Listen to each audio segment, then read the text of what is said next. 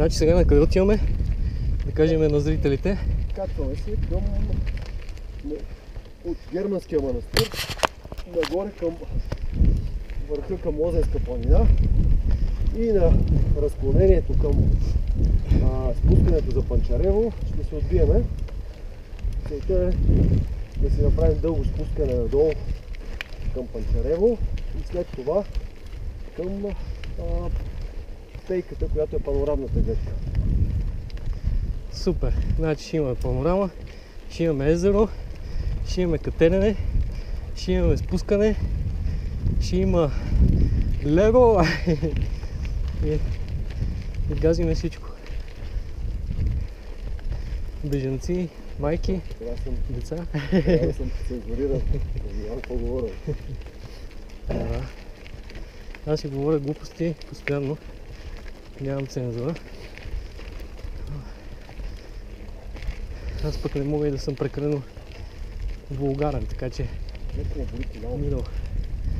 О, мене единия пич във вторника, като ме хвърли и знам ти казах, ама ме застъпи с единия крак и ми се усука коляното, защото крака ми остана в една позиция, а тялото се обърна в другата. И се оплаших, защото мога да скъсиш връзки и всичко. И той също се стресна, вика, какво стана, добре, и си вика, сега ще видим, защото нали то адреналина първоначално държи и не можеш да разбереш какво става.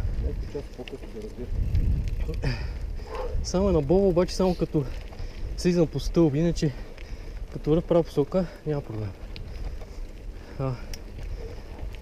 Казаха ми нещо интересно за колената, нали, че нали им вреди доста от физическите активности, там се протриват, но колоезденето е едно от нещата, което помага, защото самото движение предизвиква, се образува колаген, нали, и не вреди на протъркване там на стан. Колагенът помага много, да.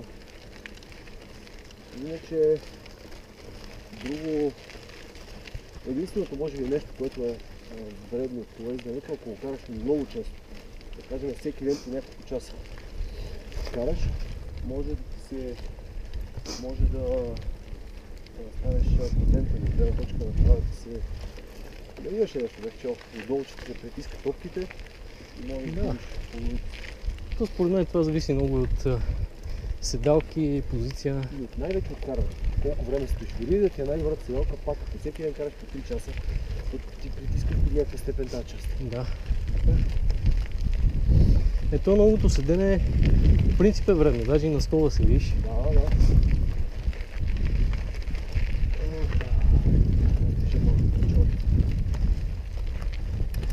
Да. Аз не ги чувствах много краката, ама сега ти кажа, добре се. Има така. Живота. Разнообразявам прав. Да.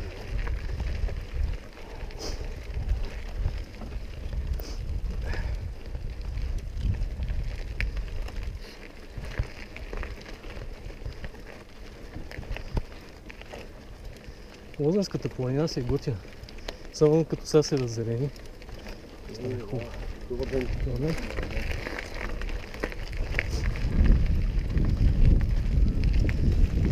Почвай. Да. Тук има едно много готино място за барбекюта. Отляво?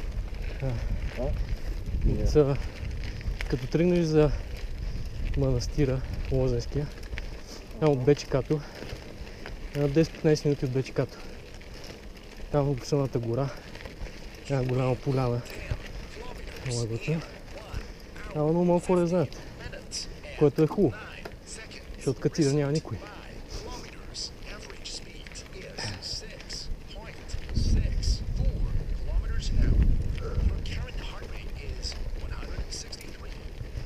Е, 163 бива.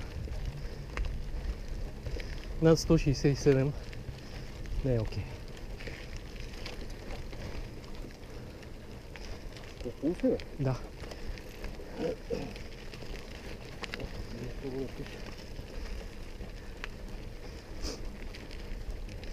При мен от 155 И 165 Моя 150. ми е златната среда.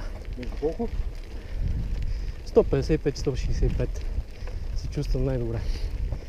Като нали да напълвам. 150 малко, добре. Да, хубаво държиш. Аз държах нисък пулс, когато правих такива студени душове. Ама сега съм ги спрял. Трябва почне ясно. Много е добро. Аз имам и книгата на това Уим Хоф. Бях я зачел. Ама сега нали почнах други книги. Ако отидеш там, тук много да бъде там огън, е там напред се стройка и там го Барбекюта. Ама се стане зелено, сега има калма. Добре, това хората спират и се разходят.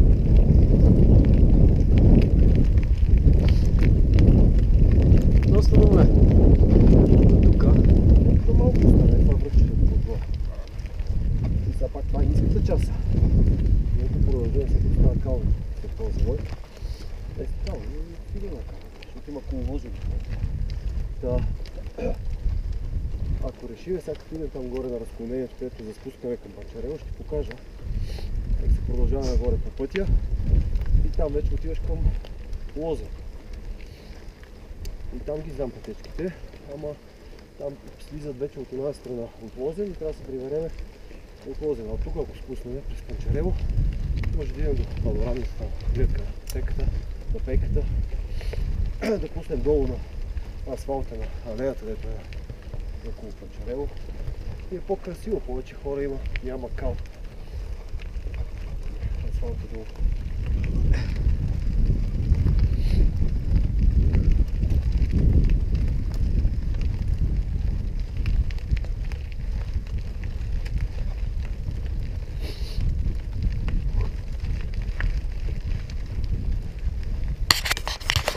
Стигнем толкова снимки за сега.